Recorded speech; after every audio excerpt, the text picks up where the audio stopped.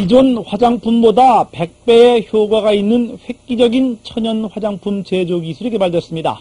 녹차와 감잎 등 천연 물질에서 미용 효과가 뛰어난 물질을 뽑아내는 이 기술로 당장 1년에 1억 달러에 이르는 수입 대체 효과를 거둘 수 있게 됐습니다. 최기훈 기자입니다.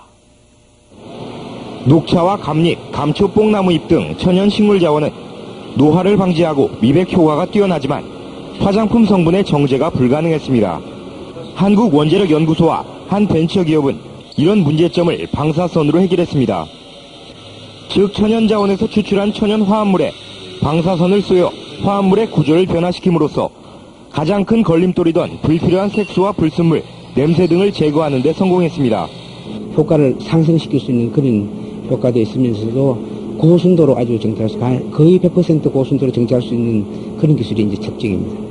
이 기술의 또 다른 핵심은 나노기술로 천연 화합물을 피부세포 간격의 3분의 1 이하인 평균 33나노미터 크기로 줄여 피부에 쉽게 침투하도록 함으로써 화장의 지속시간을 100배까지 늘렸습니다. 천연 화합물의 비율도 기존 천연 화장품보다 500배가 높아 우수한 기능을 쉽게 이용할 수 있게 됐습니다.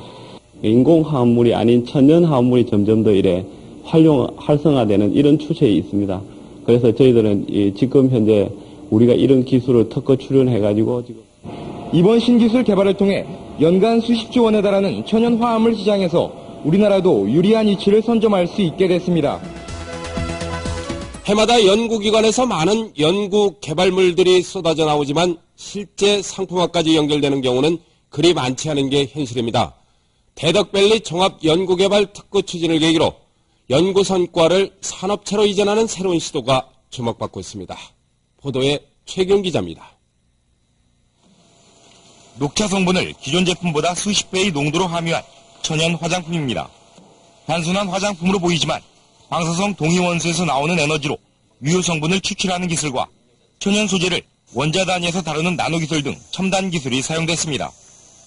특히 이 제품은 정부 출연 연구기관으론 처음으로 기술 출자 방식에 의해 설립된 벤처기업이 생산해 상용화에 나섰습니다. 한국원자력연구소가 정부 출연 연구기관으로서는 처음으로 기술 출자를 통해서 벤처기업을 설립했습니다. 정부 출연기관 연구 성과물의 산업체 이전의 새로운 모델로 연구 부문의 재투자를 촉진시키는 계기를 마련할 것으로 보입니다. 대전에서 이정우 기자입니다.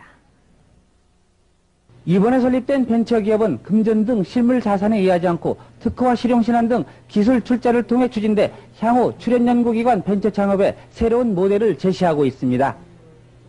연구개발자가 공동사업 주체로 직접 벤처기업 연구개발에 참여함으로써 연구 성과의 실용화를 앞당길 수 있을 뿐만 아니라 벤처기업의 수익은 관련 연구 부분에 재투자돼 시너지 효과가 기대됩니다.